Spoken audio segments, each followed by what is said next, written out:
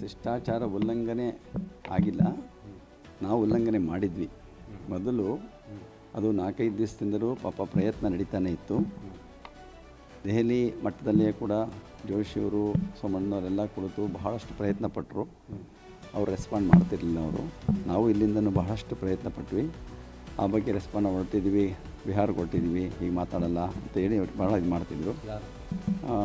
ನಮ್ಮ ರಾಷ್ಟ್ರಪತಿಗಳ ಭವನದ ಅಧಿಕಾರಿಗಳು, ರಾಷ್ಟ್ರಪತಿಗಳ ಅಧಿಕಾರಿಗಳಷ್ಟೇ, ಅದರದ್ದೇನಿಲ್ಲ, ಅದರಲ್ಲಿ ಎರಡನೇ ಮಾತೇ ಇಲ್ಲ ಅದರಲ್ಲಿ. ಆಮೇಲೆ ಅವರು ಬೆಂಗಳೂರಿಗೆ ಬಂದಮೇಲೆ ಮಾತಾಡ್ತೀವಿ ಅಂದರು. ಬೆಂಗಳೂರು ಬಂದಾಗಲೂ ರೆಸ್ಪಾಂಡ್ ಮಾಡಿಲ್ಲ. ನಮ್ಮ ರಾಜ್ಯಪಾಲರ ಗಮನಕ್ಕೆ ಬಂದ್ವಿ. ರಾಜ್ಯಪಾಲರು ರಾತ್ರಿ 11 ಗಂಟೆಗೂ ಪ್ರಯತ್ನ ಪಟ್ಟವರು. ಅವರು ಪಾಪ ರಾಜ್ಯಪಾಲರು ಹೇಳಿದ್ರು, ರಾತ್ರಿ 11 ಗಂಟೆಗೂ ನಾನು ಇದು ಮಾಡಿದ್ದೀನಿ ಅಂತ ಬಗ್ಗೆ ಮಾತನಾಡಿದ್ರು. ಆಮೇಲೆ ನಾವೇನು ತಿಳ್ಕೊಂಡು ಏನು ಪರವಾಗಿಲ್ವಲ್ಲ, ಕೂತ್ಕೋಬೋದು ಅಂತ ನಾವು ಹೆಸರು ಚೇಂಜ್ ಮಾಡಿ ಹಾಕಿದ್ವಿ. ನಾವು ಅಂಥದ್ದೇನಾಗಲ್ವಲ್ಲ, ಬಂದ ಮೇಲೆ ಕೂತ್ಕೋಬೋದಲ್ವ, ಇನ್ನೇನು ಅವ್ರು ಬಿಟ್ಕೊಟ್ರೆ ಇನ್ನೇನು ಜೋಶಿ ಪಕ್ಕದಲ್ಲಿ ಕೂತ್ಕೊಂಡ್ರೆ ತೊಂದರೆ ಇಲ್ವಲ್ಲ ಅಂತ ನಾವು ತಿಳ್ಕೊಂಡ್ವಿ. ಆದರೆ ರಾಷ್ಟ್ರಪತಿಗೆ ಭಾಳ ಅಧಿಕಾರಿಗಳು ಅದ್ರ ಬಗ್ಗೆ ಯಾಕೋ ಭಾಳ ಸೀರಿಯಸ್ ಮ್ಯಾಟ್ರ್ ತಗೊಂಡ್ರು ಅಂತ ಕಾಣಿಸ್ತದೆ. ತುಂಬ ನಮಗೆ ಅವರು ಆ ಥರ ತಾಂತಾರೆ ಅಂತ ಗೊತ್ತಿರಲಿಲ್ಲ. ಅದೆಲ್ಲ ಅವರು ಬಂದ ಮೇಲೆ ಯಾಕೆ ಗೊಂದಲ ಆಗ್ತಾಯಿದ್ದೆಲ್ಲ, ಇಷ್ಟೊತ್ತು ಬರಲಿಲ್ಲ ಅಂತ ಅಂದಾಗ ಅವಾಗ ಅರ್ಥ ಆಯ್ತು ನಮಗೆ. ಆಮೇಲೆ ಅವರು ಕಮಾಂಡ್ರು ಯಾರೋ ಬರ್ತಾರಲ್ಲ ಅವರೆಲ್ಲ, ಅವ್ರು ಹಿಂಗಿದೆ ಹಂಗೆ ಕೂತ್ಕೋಬೇಕು, ಆ ಜಾಗದಲ್ಲಿ ಈ ಥರ ಇದೆ ನೋಡಿ, ಪುಸ್ತಕ ನೋಡ್ಬಿಟ್ಟು ಎಲ್ಲ ಏನು ಅಷ್ಟೊತ್ತಿಗೆ ಇವರೆಲ್ಲ ಹೋದರು. ಜೋಶಿ ಇವರೆಲ್ಲ ಕೆಳಗಡೆ ಹೋದರು, ಮಾತನಾಡೋಕ್ಕೆ ಬಿಟ್ಟಿಲ್ಲ, ಅವ್ರನ್ನ ಒಳಗಡೆಗೆ ರಾಷ್ಟ್ರಪತಿ ಭೇಟಿ ಮಾಡೋಕ್ಕೆ ಬಿಡಲಿಲ್ಲ. ಜೊತೆಗೆ ಅಷ್ಟೊತ್ತಿಗೆ ಗವರ್ನರ್ಗೆ ಬೇಸರ ಆಯಿತು ಅವ್ರಿಗೂ. ಗವರ್ನರು ಕೆಳಗಡೆ ಎದ್ದೋದ್ರು ಪಾಪ. ಅವ್ರನ್ನೂ ಕೂಡ ಒಳಗಡೆ ಅಲೋ ಮಾಡಲಿಲ್ಲ. ನೀವೇನು ಹೇಳಬೇಕು ಹೇಳಿ, ನಾವು ತಿಳಿಸ್ತೀವಿ ನಮ್ಮ ಮಾತು ಅಂತಂದ್ರಂತೆ. ಈ ಬಗ್ಗೆ ಹೋಗಿ ಈ ಥರ ಅಂತ ಹೇಳಿದಾಗ ಇಲ್ಲ ಆಗೋದಿಲ್ಲ ಅಂತಂದ್ರು ಅಂತ ಅವ್ರು ಬಂದು ಈಚೆಗೆ ತಕ್ಷಣ ಬಂದು ಹೇಳಿದ್ರು ಅಂತಂದ್ರಂತೆ. ಆಯ್ತು ಬಿಡಿ ಅಂತ ಅಂದ್ಬಿಟ್ಟು ಆಮೇಲೆ ನಾವು ಅದ್ಯಾಕೆ ನಾವು ರಾಷ್ಟ್ರಪತಿ ಬಂದಾಗ ನಾವು ಭಾಳ ಗೌರವವಾಗಿ ನಡ್ಕೊಳ್ಬೇಕಾದ್ರೆ ನಮ್ಮ ಕರ್ತವ್ಯ. ಇದರಲ್ಲಿ ಯಾರು ಲೋಪ ಇಲ್ಲ. ಅವರ ಅಧಿಕಾರಿಗಳ ಮಟ್ಟದಲ್ಲಿ ಇದಕ್ಕೆ ಸರಿಯಾಗಿ ಸ್ಪಂದನೆ ಆಗಿಲ್ಲ ಅನ್ನೋದನ್ನು ಬಿಟ್ಟರೆ ಬೇರೆ ಯಾವುದಿಲ್ಲ. ರಾಷ್ಟ್ರಪತಿಗಳ ಭವನದಲ್ಲಿ ಯಾವ ರೀತಿ ಕೂರಬೇಕು ಅನ್ನೋದಂತೂ ನೀರಿನಷ್ಟು ಮೊದಲೇ ರೆಡಿ ಆಗಿದೆ. ಅವರು ನಾವು ಕಳಿಸಿದ್ದಂಗೆ ಮಾಡಲಿಲ್ಲ. ನಾವು ಕಳಿಸ್ಕೊಟ್ಟಿದ್ವಿ, 2 ಸಾರಿ ಕಳಿಸ್ಕೊಟ್ವಿ, ರಿವಿಷನ್ ಮಾಡಿ ಕಳಿಸ್ಕೊಟ್ವಿ.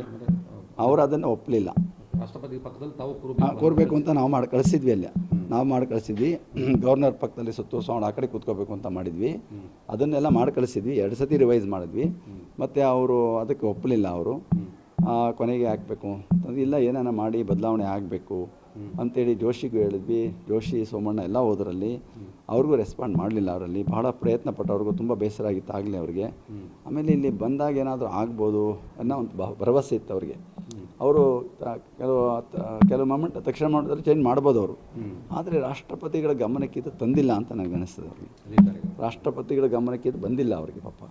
ಅವರು ರಾಷ್ಟ್ರಪತಿಗಳೇನು ಅಂದರೆ ಅಧಿಕಾರಿ ಏನು ಹೇಳ್ತಾರೋ ಹಂಗೆ ಅವ್ರು ನಡ್ಕೊಳ್ತಾ ಇರೋ ರೀತಿ ನೋಡಿದ್ರೆ ಅವರಷ್ಟೇ ಅವರು. ಅದರಿಂದ ಅವರ ಗಮನಕ್ಕೆ ಅದು ಬಂದಿದ್ದರೆ ಅವರು ಅದನ್ನು ಅಲೋ ಮಾಡ್ತಿದ್ರು. ಅವರೇನು ಮಾಡಬೇಕಾಯ್ತು, ಮೊದಲೇ ಅವರು ರಾಷ್ಟ್ರಪತಿ ಬಂದ ಮೇಲೆ ಕೂತ್ಬಿಟ್ಟಿದ್ರೆ ಅವಾಗೇನು ಮಾಡೋಕ್ಕಾಗ್ತಿರ್ಲಿಲ್ಲ. ಆದರೆ ಬರೋದು ಮೊದಲೇ ಇದೆಲ್ಲ ನಡೆದಿದ್ದರಿಂದ ಈ ಒಂದು ಇದಾಗಿದೆ. ಇದೇನು ದೊಡ್ಡದೇನಲ್ಲ ಇದು.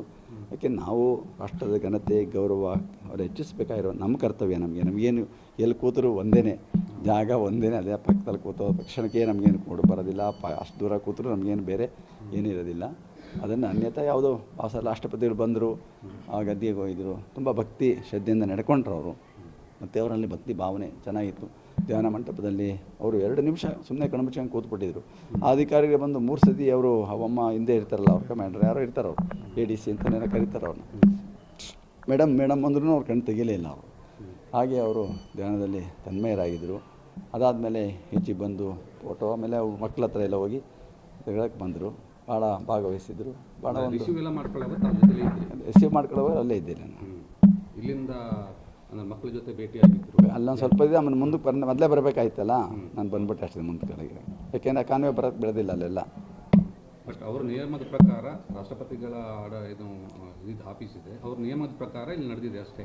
ಅಷ್ಟೇ. ಅವರು ಅದ್ರ ಪ್ರಕಾರ ಮಾಡಿದ್ದಾರೆ ಹೊರತು ಬೇರೆ ಏನಿಲ್ಲ. ಅವ್ರೇನು ಪ್ಲ್ಯಾನ್ ಹಾಕ್ಕೊಂಡಿದ್ರು, ಆ ಪ್ಲ್ಯಾನು ಅವ್ರು ಅಪ್ರೂವ್ ಮಾಡಿದ ಪ್ಲ್ಯಾನ್ ಇತ್ತು, ಅದ್ರ ಪ್ರಕಾರನೇ ಮಾಡಿದ್ದಾರೆ. ಸೋಮಣ್ಣವ್ರದ್ದು ಏನಿಲ್ಲ, ಜೋಶಿದು ಪ್ರಯತ್ನ ಪಟ್ಟರು, ಸೋಮಣ್ಣ ರಾಜ್ಯಪಾಲರು ಪ್ರಯತ್ನ ಪಟ್ಟರು ಎಲ್ಲರಿಗಿಂತ ಹೆಚ್ಚಾಗಿ. ಅದಕ್ಕೆ ನೀವು ತಿಳ್ಕಡೆಯಿಂದ ನೀವು ಎಲ್ಲ ಗಮನಿಸಿರಬೇಕು. ವೇದಿಕೆಯಿಂದ ಅವರು ಕುಳಿತಿದ್ರು ಬಹಳ ಹೊತ್ತು. ಇವೆಲ್ಲ ಕೆಳಗೆ ಎದ್ದೋದ್ರು ಅವರು 5 ನಿಮಿಷ ನಿಂತಿದ್ರು ಕೆಳಗಡೆ. ಒಳಗಡೆ ಹೋದ್ರಲ್ಲಿ ಕೂತ್ಕೊಳ್ಳೋಕೆ ಜಾಗಿಲ್ಲ, ಒಳಗಡೆ ಬಿಡಲಿಲ್ಲ ಅವ್ರನ್ನ. ಅವ್ರ ರೂಮ್ ಒಳಗೂ ಕೂಡ ಅವಕಾಶ ಮಾಡಿಕೊಡ್ಲಿಲ್ಲ ಅವ್ರಿಗೆ. ಅವ್ರು ಈಚೆ ನಿಂತ್ಕೊಂಡೆ ಪಾಪ ಬಂದು ವಾಪಸ್ ನಿರಸಹಾಯಕರಾಗಿ ಅವರು ಬಂದರು ಕೂಡ ಅಂಥದ್ದು ಅವ್ರಿಗೂ ತುಂಬ ಬೇಸರ ಇತ್ತು ಆ ವಿಚಾರದಲ್ಲಿ ಅವ್ರು ವ್ಯಕ್ತ ಮಾಡಿದ ಮಾತನ್ನು. ಭಕ್ತಾದಿಗಳಿಗೆ ಸ್ವಲ್ಪ ಬೇಸರ ಆಗಿದೆ. ಬೇಸರ ಪಟ್ಕೊಳ್ಳೋಂಥ ಅವಶ್ಯಕತೆ ಇಲ್ಲ. ಯಾಕೆಂದರೆ ನಾವು ಬಸವಣ್ಣವ್ರ ತತ್ವ ನನಗಿಂತ ಕಿರಿಯರಿಲ್ಲ, ಶಿವಭಕ್ತರಿಗಿಂತ ಹಿರಿಯರಿಲ್ಲ ಅಂತೇಳಿ. ಅಂದರೆ ಆಮೇಲೆ ಜೊತೆಗೆ ದೇಶದ ಗಣ್ಯ ವ್ಯಕ್ತಿಗಳು ಏನೇ ಆಗಲಿ, ರಾಷ್ಟ್ರಪತಿಗಳು ಅಂದರೆ ಏನು ನಾವೆಲ್ಲ ಇಡೀ ದೇಶವೇ ಗಮನಿಸಬೇಕು. ಸೆಕ್ಯೂರಿಟಿ ಪರ್ಪಸ್ ಅವ್ರು ಏನು ಮಾಡಬೇಕು ಅದರಂತೆ ನಾವು ನಡ್ಕೊಳ್ಬೇಕು. ಅದು ನಡೆದಿದೆ ಬಿಟ್ಟರೆ ಬೇರೆ ಏನಿಲ್ಲ. ಈವನ್ ರಾಷ್ಟ್ರಪತಿಗಳಾಗಲಿ ಪ್ರಧಾನಮಂತ್ರಿಗಳು SPG ಹೇಳಿದಾಗ ಕೇಳಬೇಕು ಆ ಟೈಮಲ್ಲಿ ಸೆಕ್ಯೂರಿಟಿ ಪರ್ಪಸ್ ಬಂದಾಗ. ಸೆಕ್ಯೂರಿಟಿ ಪರ್ಪಸ್ ಇರಬೇಕು ಅಂತಂದರೆ ಅಲ್ಲೇ ನಮ್ಮಲ್ಲೇ ಅಂತ ಸೆಕ್ಯೂರಿಟಿ ತೊಂದರೆ ಇಲ್ಲ, ನಿಮಗೆ ಗೊತ್ತಿದೆ. ಅದೇನಂತ ಅಂಥ ದೊಡ್ಡ ವಿಚಾರ ಅಲ್ಲ. ನನಗೇನು ಇಲ್ಲೇನು ಸೆಕ್ಯೂರಿಟಿ ಅಂತ ಥ್ರೆಟ್ ಏನಿಲ್ಲ. ಆದರೂ ಅವ್ರು ಯಾಕೆ ಅದು ಒಪ್ಪಿಲ್ಲ ಅಷ್ಟೇ ಅನ್ನೋದು ಹೇಳ್ಬೋದು ಅಷ್ಟೇ. ಈಗ ಸೋಷಿಯಲ್ ಮೀಡಿಯಾದಲ್ಲಿ ಅದೇ ತಪ್ಪು ಭಾವನೆ ಅವೆಲ್ಲ ಬರಬಾರ್ದು. ಅವೆಲ್ಲ ಚೆನ್ನಾಗಿ ಕಾರ್ಯಕ್ರಮ ನಡೆದಿದೆ, ರಾಷ್ಟ್ರಪತಿಗಳು ಬಂದಿದೆ ಅನ್ನೋದೇ ನಮಗೆ ಮುಖ್ಯ. ಯಾಕೆ ಗೊಂದಲ ಮಾಡ್ತೀವಿ ಅವೆಲ್ಲ? ಈ ಕಾರ್ಯಕ್ರಮ ಆಗಿರೋದು ಸಂತೋಷ ನೋಡಿ, ಅದನ್ನು ಬೇರೆ ವಿಚಾರ ಯಾಕೆ ನೋಡೋಕೆ ಹೋಗ್ಬೇಕು ನಾವು? ಯಾವುದು ಭಕ್ತರು ನಮ್ಮಂಗೆ ನಡ್ಕೋಬೇಕು ಎಲ್ಲರೂ ಕೂಡ.